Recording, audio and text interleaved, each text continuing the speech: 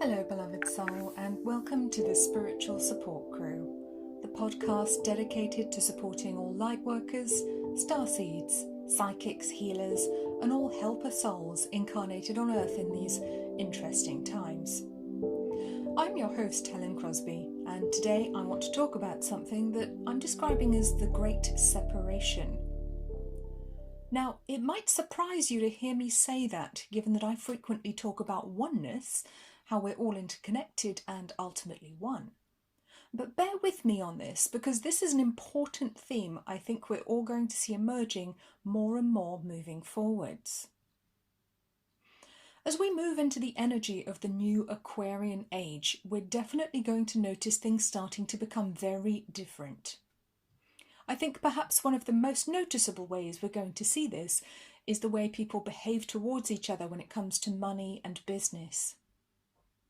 If you've been following my work for any length of time, you will already be aware that I've been talking about something I call the empathy economy, which is my interpretation of how business and commerce will evolve into a more enlightened, genuinely heart-centered and human-centric system.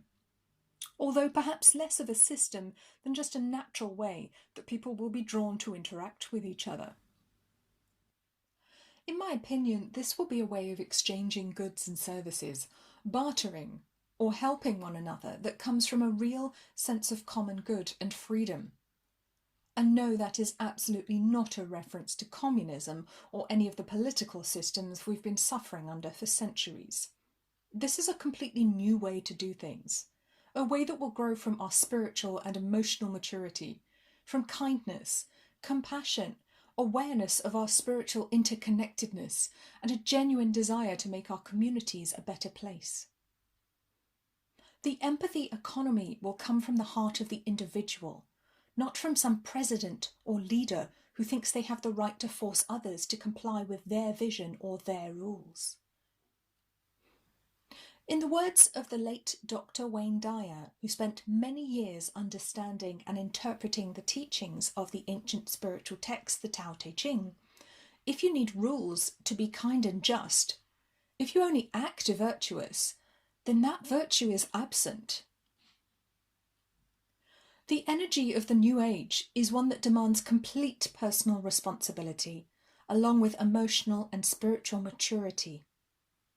That means, at least in part, that we can no longer hide behind the banner of corporations or other faceless entities, following unfair or inhuman rules while we participate in taking the common man for everything he's got. The big banks and corporations in particular, which by anyone's yardstick act in uncaring and perhaps even psychopathic ways, will no longer have a place in this new age. As a result, we will see them start to change and perhaps disappear altogether at some point. At a lower level, it's noticeable that some sectors have already changed, particularly in the past 20 years.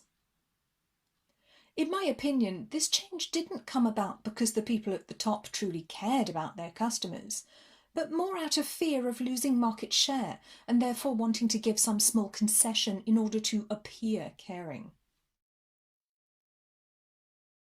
Now, speaking as someone who spent the lion's share of my career in the financial services sector, this is something that I've witnessed firsthand.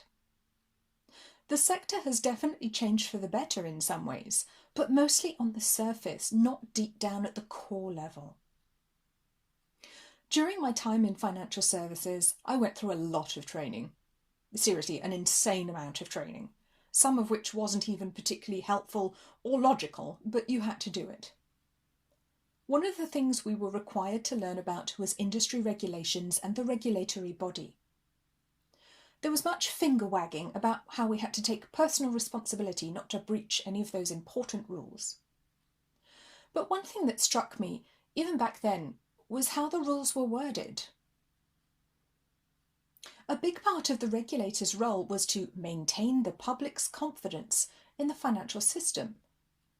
But there was very little mention about what was actually best for people, or what was genuinely in each human being's best interests. And I found that curious. Now, this wording about maintaining public confidence might seem all well and good, and quite innocent or perhaps sensible sounding at first, but what does it actually mean when you drill down to it? Well, it's about reputation, not genuinely doing good. It's all surface level. To put this into perspective, a con artist or somebody running a pyramid scheme is also somebody who needs to maintain their victim's confidence. That does not mean that they have good intentions, it just means they want to appear as though they do. And that's actually rather chilling when you think about it. Now, I appreciate that that might seem like an extreme example, but I think it makes my point quite nicely, because at the end of the day, corporations exist to make profits, and it's naive to think otherwise. They do not exist for the public good, no matter how much virtue signalling they try to do. If you need to try to signal to others that you are virtuous, you probably aren't. And that is something that needs to change, and will change as we move ever more into the new energy of the Aquarian age. But first we need to get through the sticky bit in the middle. And yes, that's the part we find ourselves in at the moment. Not quite in one age or energetic soup, but not totally in the other one yet either. At this point in time, humanity is undergoing some huge energetic and spiritual changes, but we're doing it all at our own pace and on our soul's individual timescale. You may have noticed that you no longer agree with the opinions or actions of certain family members, friends, colleagues, acquaintances, and you may even find yourself severing ties with certain people because they just aren't on your energetic wavelength anymore. I think this is becoming more noticeable as time goes on, and there is a separating or parting of ways happening. This phenomenon is what I'm referring to as the Great Separation. The way my guides have shown it to me is that there is a group of souls who are the forerunners of the New Age, the ones who are, for want of a better word, evolving faster and moving into the new energy and embracing all that it brings: freedom, self-expression, and originality of thought. The other group, which is formed of the majority of people, is starting to lag behind. The energy in the second, larger group is stagnant, and some are even pulling in the opposite direction, trying to force a backward step into feudalism, repression, anger, or fear. As a result, the gap between the two groups is going to get bigger, at least for a time. This resistance to the new energy isn't actually sustainable, and a time will come when all souls will be ready to move forwards.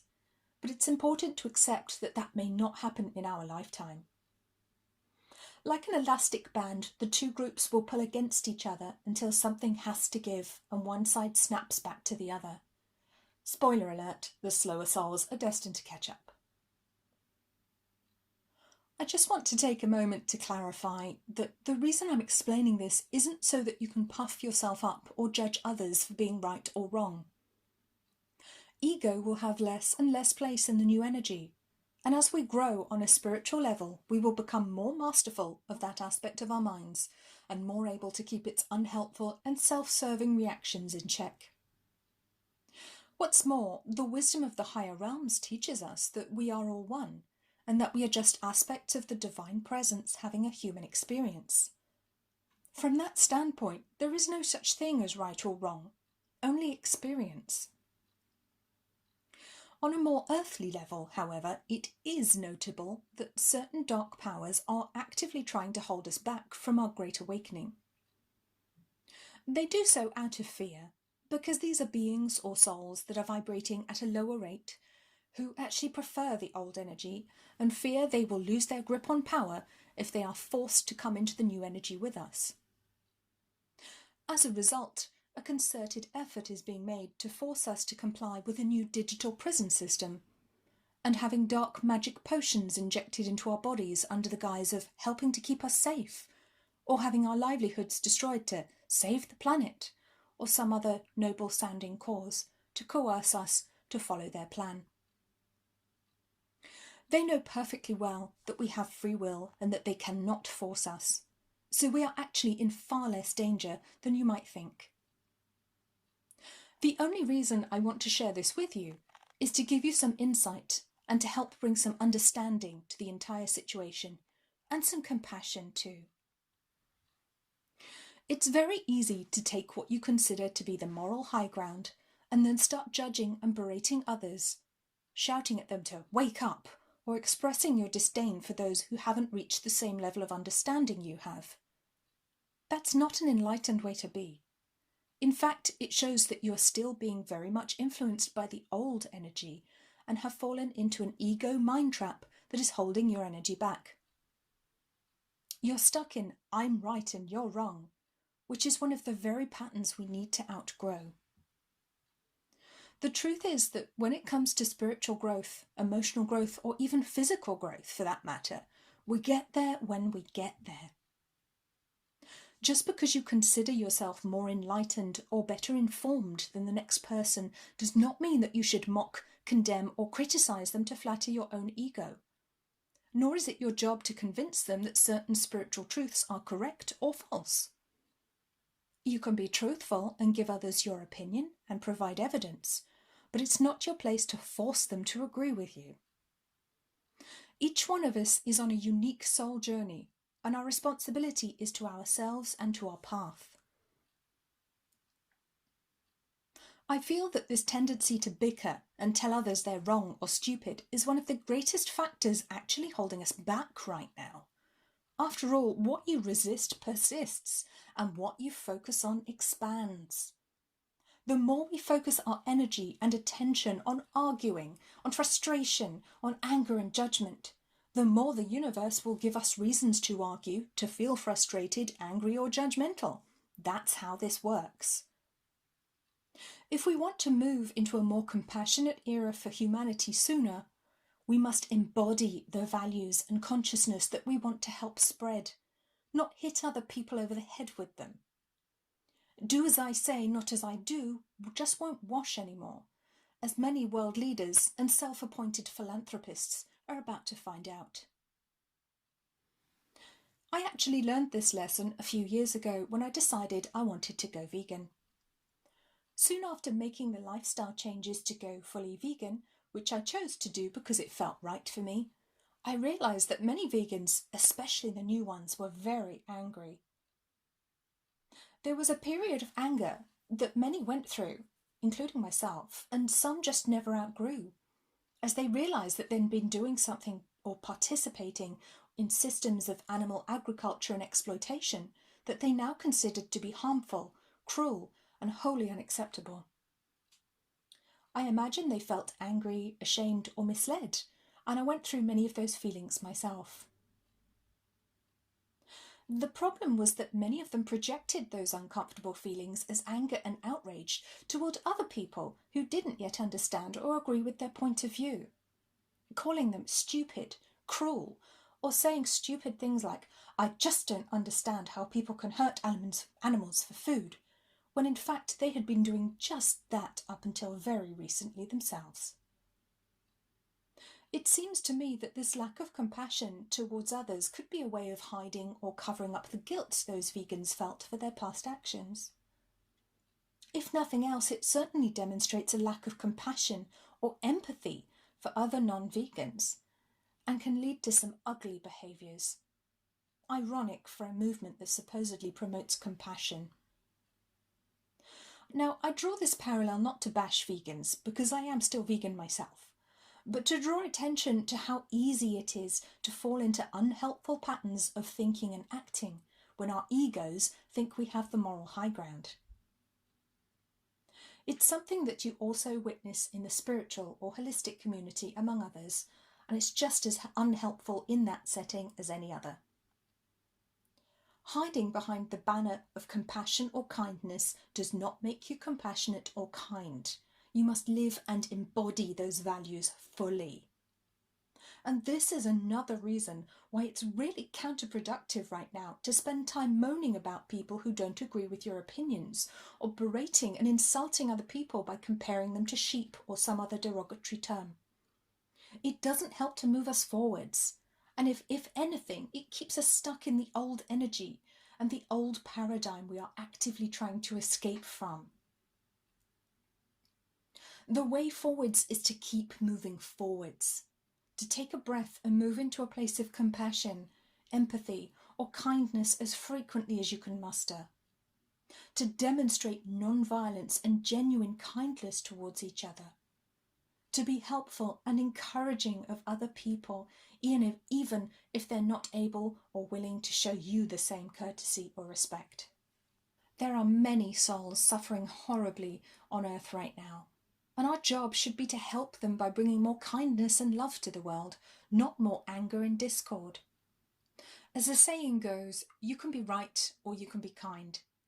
And right now we're on a precipice where we can either manifest more reasons to feel we are right and everyone else is wrong and slow down humanity's progress even further, or we can work to manifest a more loving and kind world to live in.